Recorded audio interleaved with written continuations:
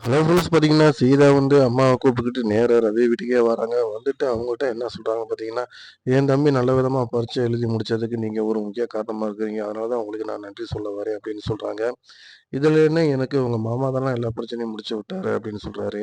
"ஆனா நீங்க கண்டுபிடிக்காம இருந்தீங்கன்னா, கண்டிப்பா எங்க மாமா எப்படி போய் காப்பாத்திருக்க முடியும்" அப்படின்னு சொல்லும்போது, வீட்ல எல்லாருமே ரொம்ப சந்தோஷப்பட்டுக்கிறாங்க.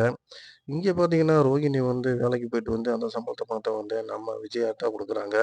"நீ எதுக்கு எனக்கு பணத்த தர?" அப்படின்னு சொல்லும்போது, "நான் சம்பாதிக்கிற பணம் எல்லாமே உங்களுக்கு தான்" அப்படின்னு சொல்லும்போது, "நான் ஒண்ணும் பணப்பேய் கிடையாது. உன் பணம் எனக்கு வேணாம்" அப்படின்னு சொல்றாங்க. "இல்ல ஆன்டி நீங்க எதுவும் தப்பா நெனச்சுக்கிறாதீங்க. எங்க அம்மா இருந்தா நான் குடுக்க மாட்டேனா, அத நெனச்சு தான் நான் உங்கள்ட்ட இருந்து குடுக்குறேன்" அப்படின்றாங்க. இருந்தாலும் விஜயா வந்து வாங்குறதுக்கு யோசிக்கும்போது, நம்ம வந்து முத்து என்ன சொல்றாப்புலன்னா, "வாங்கி வைக்கிறதுல ஒண்ணும் தப்பில்லையே. நீங்க ஏற்கனவே இது மாரி நெறைய பண்ணியிருக்கீங்கல்ல. ஏடிஎம் கார்டெல்லாம் வாங்கி வச்சிருக்கீங்கல்ல" அப்படின்னு சொல்றாப்புல.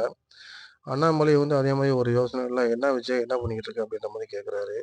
அப்ப நம்ம மனோஜ் என்ன சொல்றாருன்னா, "நீங்க வந்து பணத்த வாங்கி வச்சுக்கங்கம்மா. அதனால ஒரு தப்பும் இல்ல" அப்படின்னு சொல்லிறாப்புல. பணத்த வாங்கி வச்சுட்டு அவங்க என்ன சொல்றாங்கன்னு கேட்டீங்கன்னா, "இந்த பணம் வந்து நீ வந்து இப்ப வரைக்கும் பண்ண தப்புக்கான தண்டனை தான். அந்த பணம் வந்து எனக்கு" அப்படின்னு சொல்றாங்க. "அது வந்து நீ வந்து ஃபைன் கட்டுற மாரி தான் அந்த பணத்த எனக்கு கட்டிக்கிட்டு இருக்க. பட் அதனால வந்து எனக்கு உன் பணம் எனக்கு முக்கியம் இல்ல" அப்படின்னு சொல்றாங்க. அப்ப மீனாவும் நம்ம முத்துவும் என்ன பேசிக்கிறாங்கன்னு பார்த்தீங்கன்னா, "அம்மா இவ்வளவு தூரத்துக்கு மோசமா நடந்துக்கிறாங்களே! அவங்கள வந்து நம்ம ரோகிணி வந்து மாத்திரலாம்" அப்படின்னு சொல்லி அவங்க நடிக்கிறாங்க. ஆனா வந்து அது உண்மை கிடையாது. எங்க அம்மா பொண்ண பத்தி எனக்கு தான் தெரியும். அவங்க வந்து எப்பயுமே வந்து ஒருத்தவங்க தன்னை ஏமாத்திட்டாங்கன்னா, அவ்வளோ சீக்கிரத்தில அவங்கள திரும்ப ஏத்துக்கிற மாட்டாங்க அப்டின்ட்டு முத்து சொல்றாப்புல. ரோகிணிய பத்தி மீனா கடிச்சாலும் கட்டி பேசினாலும் கூட, ஆனா வந்து முத்து வந்து அதெல்லாம் தப்பு, தப்பு, தப்புன்ற மாரியே நிக்கிறாரு.